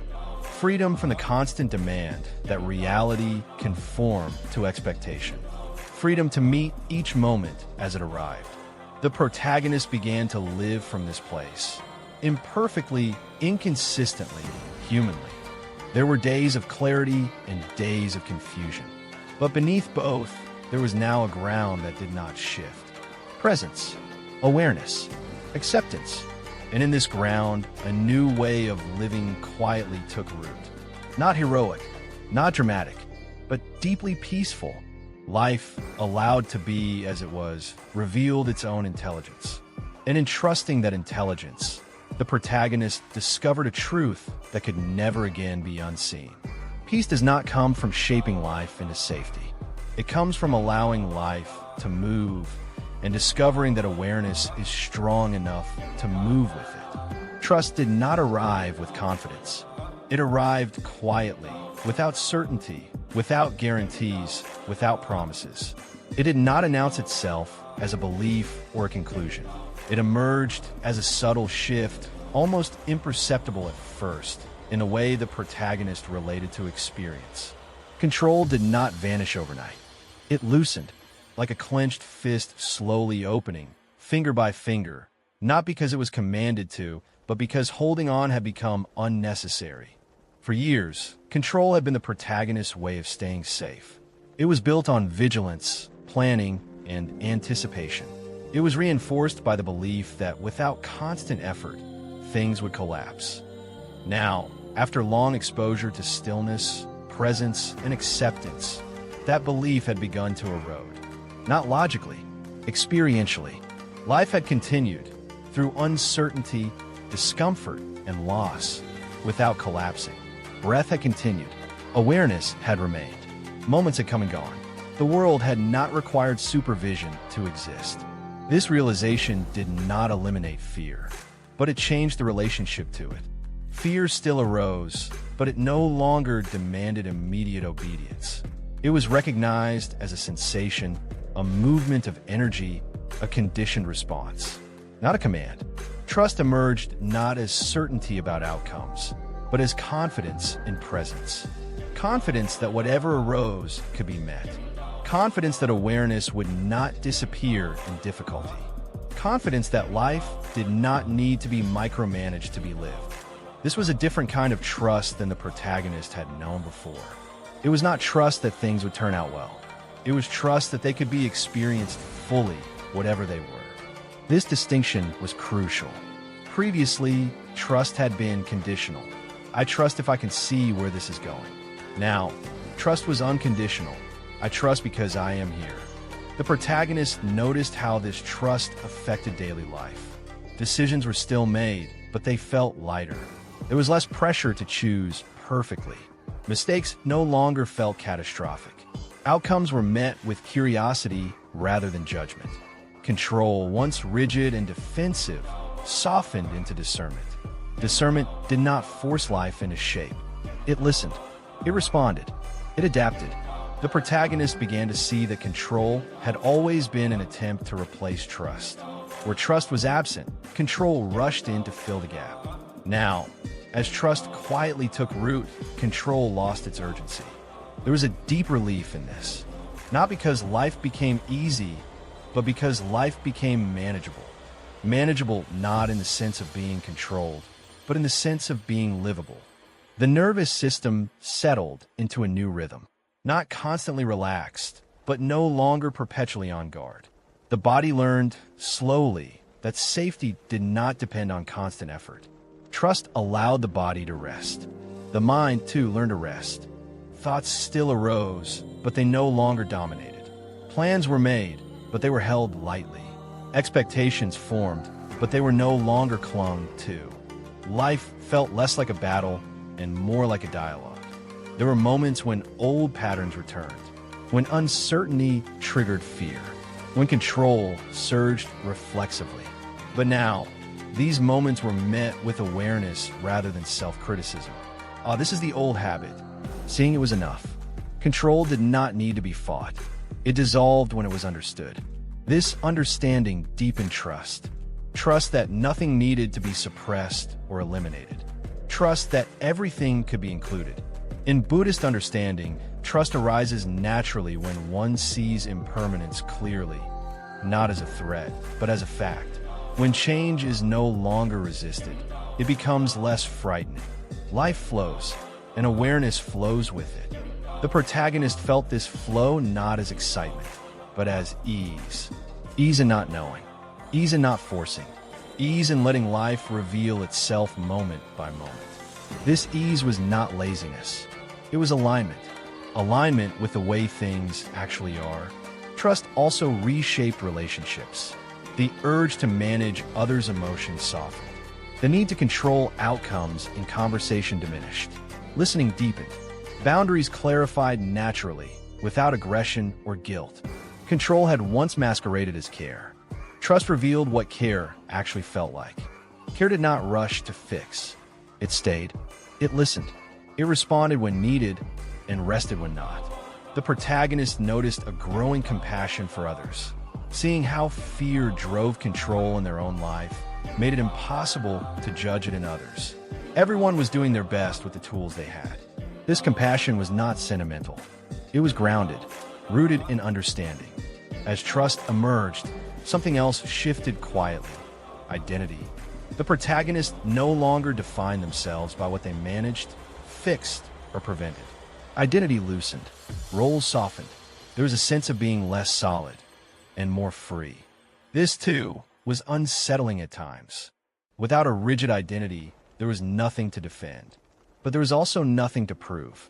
Freedom emerged not as exhilaration, but as simplicity. The simplicity of meeting life without armor. There were still preferences, still values, still responsibilities, but they no longer carried the weight of self-definition. Trust did not eliminate effort. It refined it. Effort became appropriate rather than compulsive. Action arose from clarity rather than fear. Rest became possible without guilt. The protagonist began to understand something deeply. Control had always been rooted in mistrust. Mistrust of life, of uncertainty, of one's own capacity to respond. Trust restored that relationship, not by promising safety, but by revealing resilience. Resilience of awareness. Resilience of presence. Resilience of the human capacity to meet experience honestly. This resilience was not dramatic. It did not show itself in heroic moments. It revealed itself in ordinary ones. In pauses, in breaths, in moments of not knowing, met without panic. The hidden door, once glimpsed, now stood open. Beyond it was not a perfect life, but a livable one. A life no longer governed by the need to control every outcome. A life grounded in trust, not in what will happen, but in the ability to meet whatever does. Control had not been defeated. It had been understood. And in understanding, it had fallen away gently, naturally, without force. In its place, trust stood quietly. Not loud, not confident, but steady. And that steadiness, born of presence rather than prediction, became the foundation for a new way of being. One that did not cling, one that did not resist, one that was ready, not for certainty, but for life itself. For a long time, the protagonist had believed that action required tension, that effort must be fueled by urgency, that responsibility demanded pressure, that without anxiety hovering close, nothing meaningful would be done. Action, in this old framework, was inseparable from control.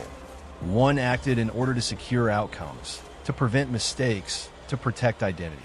Now, something radically different was unfolding. Action was still happening, but the tension was not.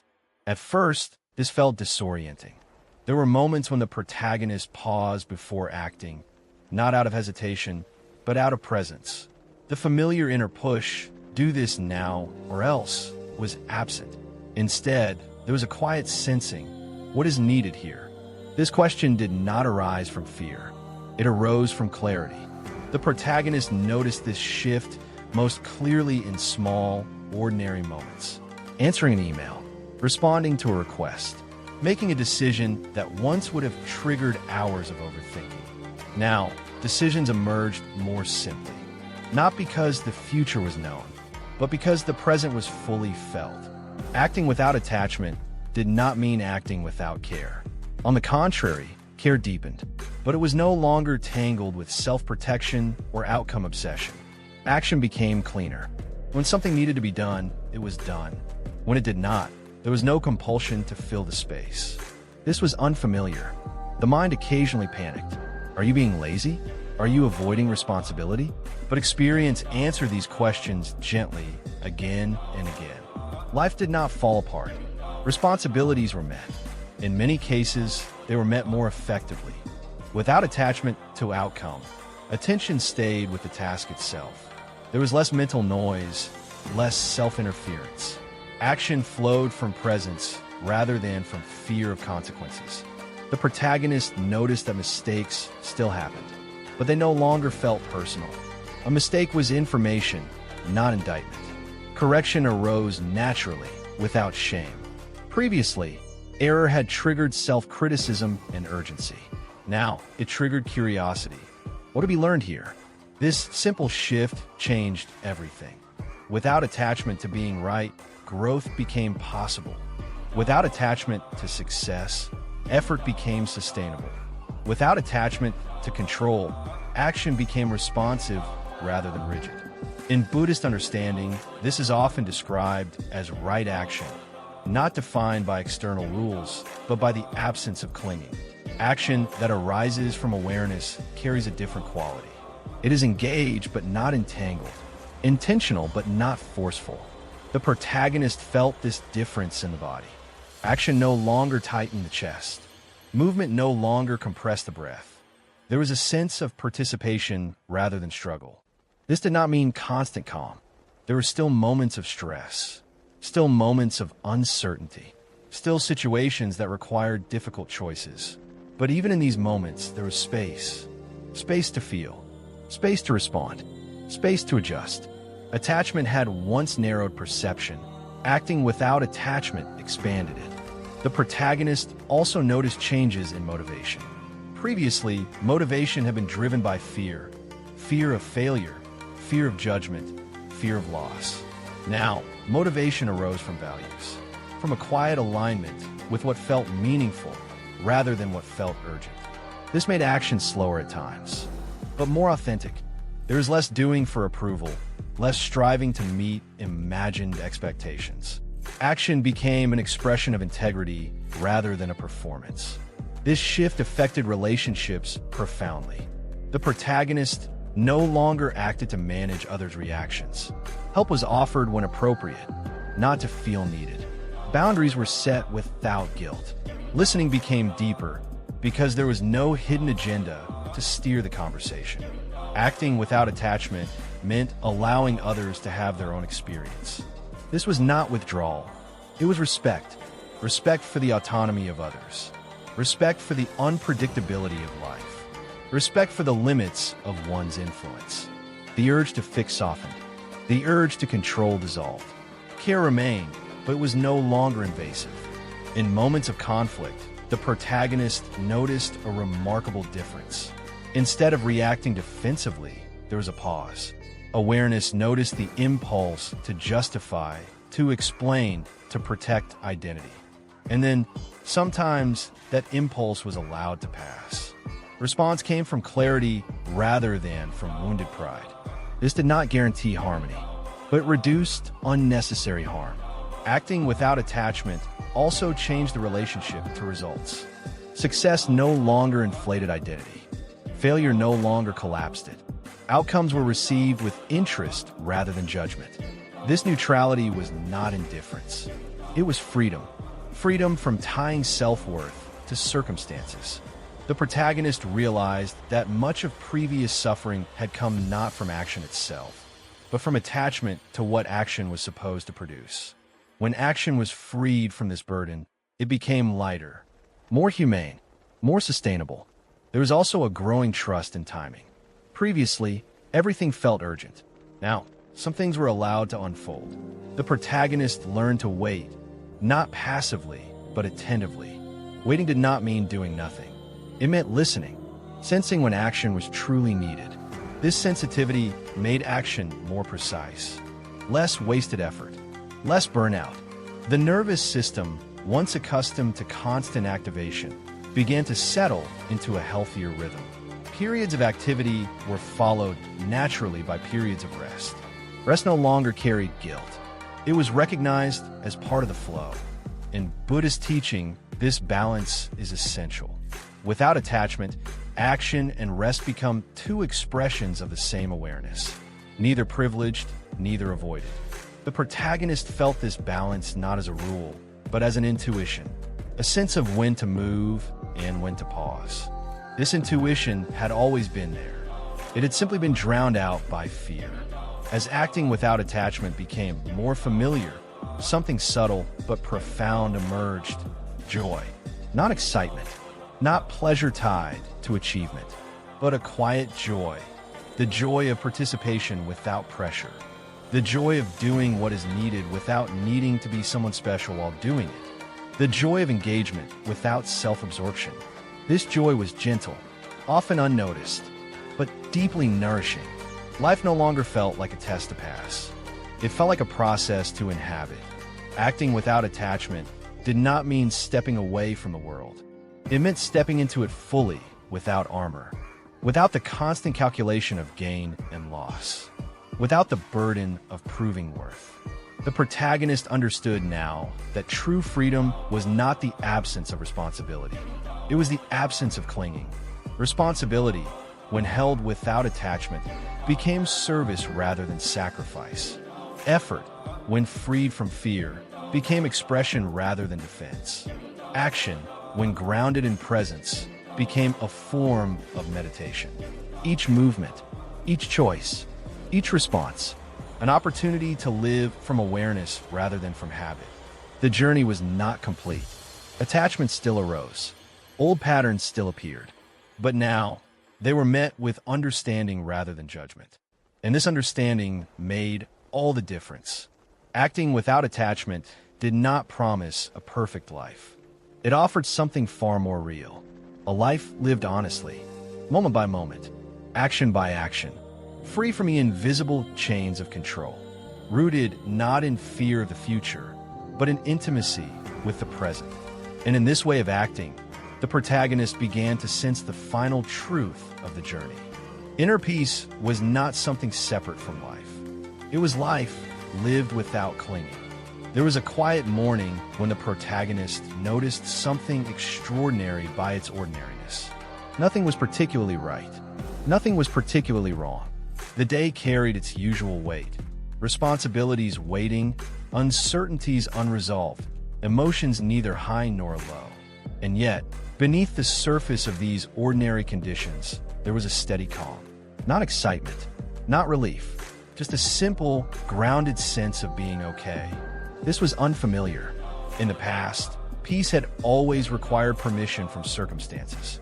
It arrived only when plans succeeded, when conflicts were resolved, when the future appeared secure. Peace had been conditional, fragile, and easily broken. Now, it was present without explanation. The protagonist realized, slowly and without fanfare, that peace was no longer something added to life. It was something underneath it. This realization did not come with fireworks or certainty. It came with subtle recognition. The recognition that even when discomfort arose, something within remained undisturbed. Challenges still appeared. Difficult conversations still happened. Loss, disappointment, and uncertainty still visited. But none of these experiences defined the inner landscape anymore. They moved through it. Peace had become spacious rather than brittle. Previously, peace had been imagined as a state of comfort. Now, it revealed itself as capacity. The capacity to allow experience without resistance. This distinction changed everything. The protagonist noticed how emotions now behaved differently. When sadness arose, it no longer demanded interpretation. It was felt aloud and it passed. When fear appeared, it no longer triggered immediate action. It was noticed as sensation, not instruction. Even joy had changed. Joy no longer felt urgent or precious, no longer carried the pressure of being preserved. It came, it was enjoyed, and it left without leaving emptiness behind. Peace was no longer dependent on what stayed. It rested in what remained. The protagonist began to see how much of previous suffering had come not from events, but from the belief that peace required control over them. Without that belief, experience felt lighter.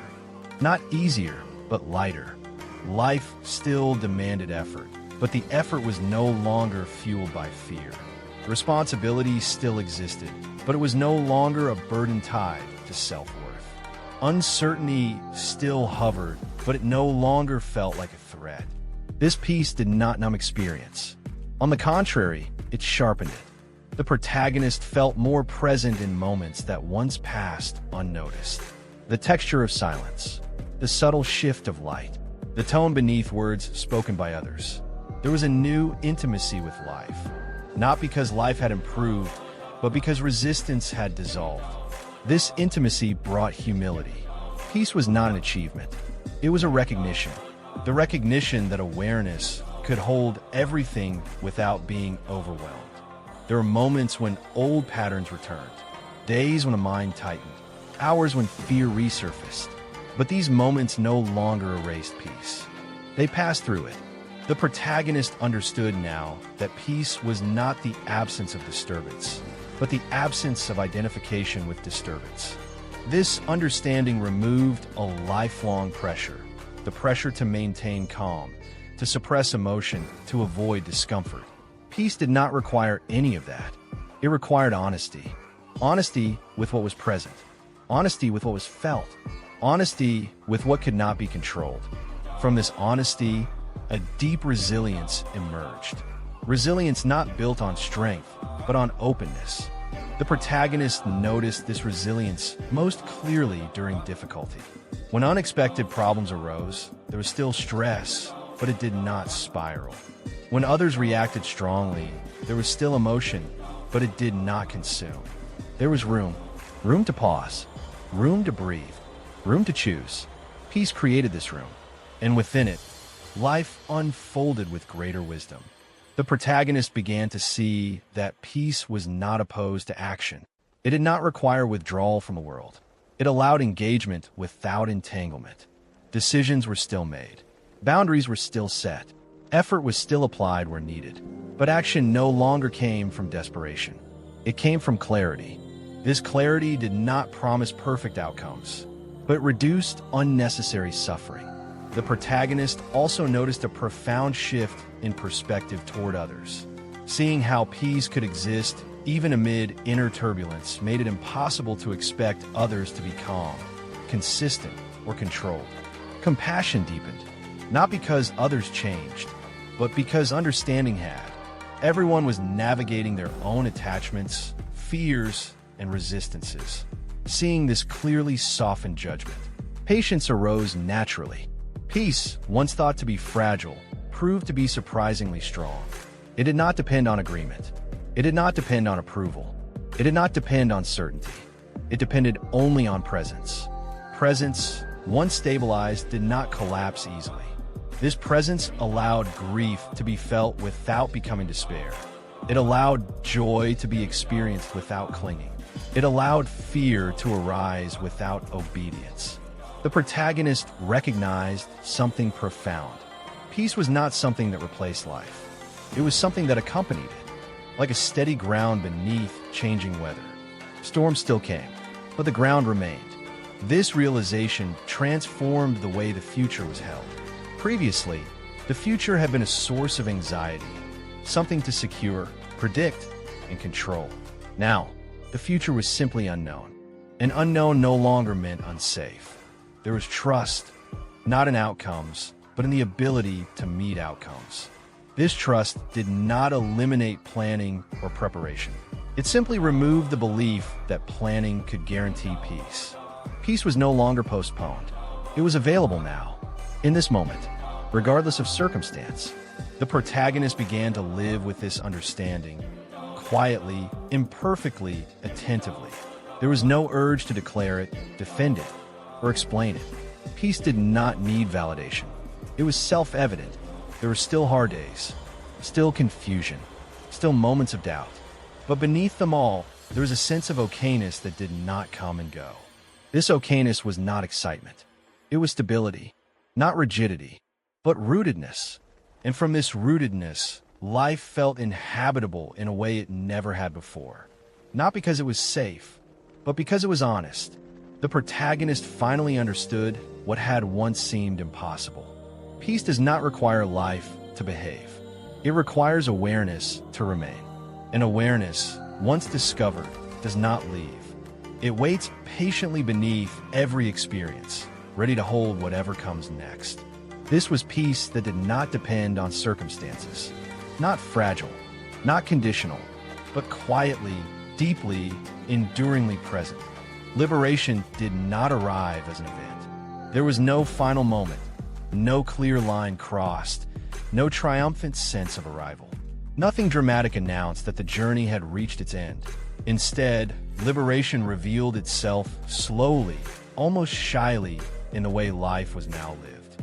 It showed itself in the absence of struggle, in the way the protagonist no longer woke each day bracing for what might go wrong, in a way problems were met without the reflex to tighten, in a way silence felt companionable rather than threatening. Letting go, once feared as loss, had become a quiet homecoming.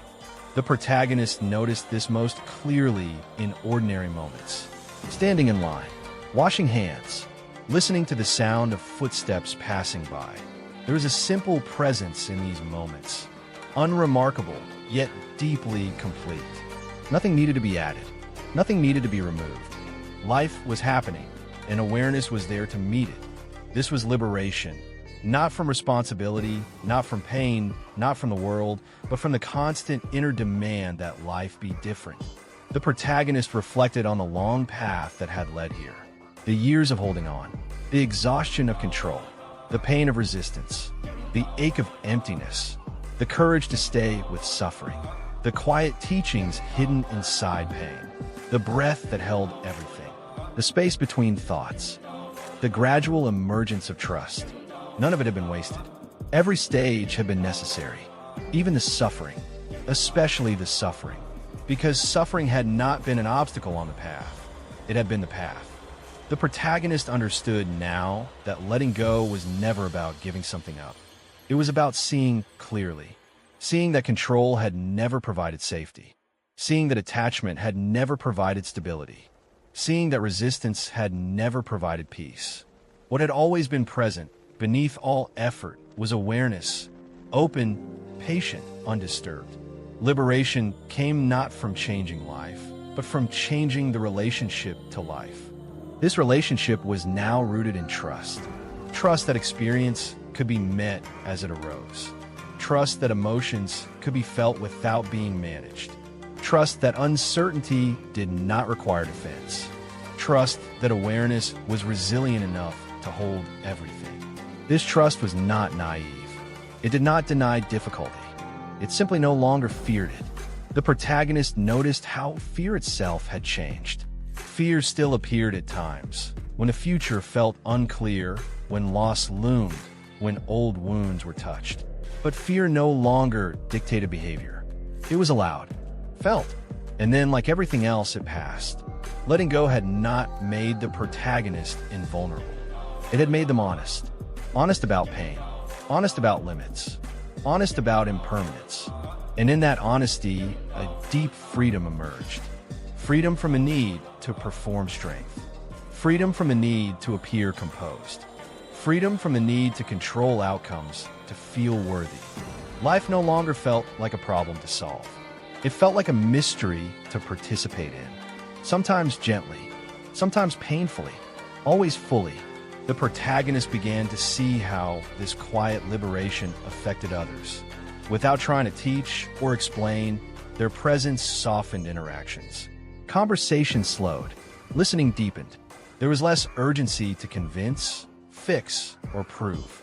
Peace had become contagious, not because it was imposed, but because it was embodied. This peace did not demand agreement. It allowed difference. It did not require harmony. It allowed tension.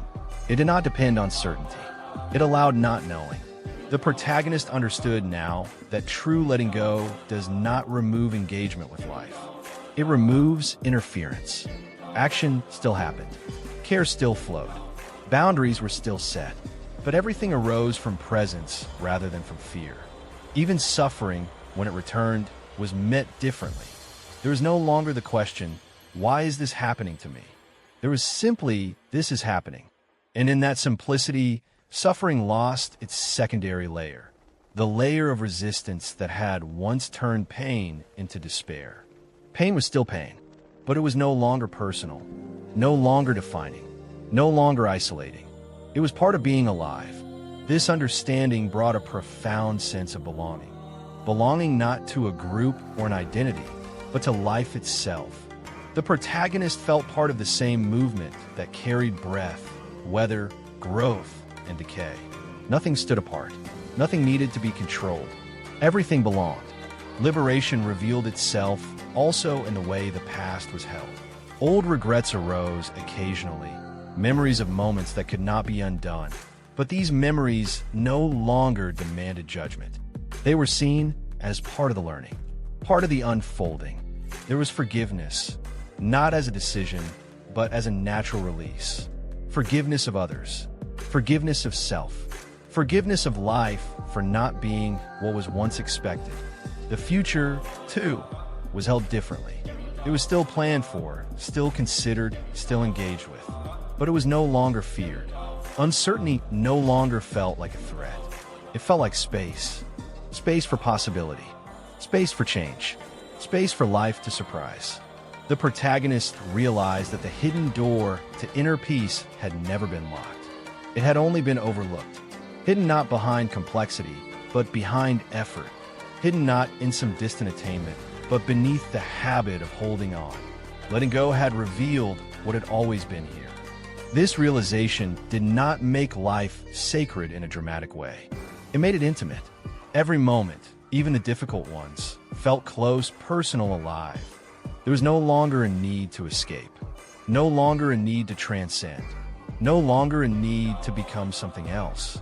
This was enough, not because it was perfect, but because it was real. The journey did not end with answers. It ended with presence. Presence that could sit with joy without clinging. Presence that could sit with sorrow without collapsing. Presence that could sit with uncertainty without panic. This presence was liberation. Quiet, unassuming, steady, and perhaps most remarkably, it required no maintenance. It did not need to be protected. It did not need to be defended. It did not need to be remembered. It returned naturally whenever resistance fell away. The protagonist now understood the final truth of the journey. Letting go does not give you a better life. It gives you access to life as it is. And life, when fully met, does not withhold peace. It reveals it, not as a reward, not as a promise, but as the simple, enduring ground of being alive. This was the quiet liberation. Nothing added, nothing taken away. Just life lived without clinging. And that, at last, was enough.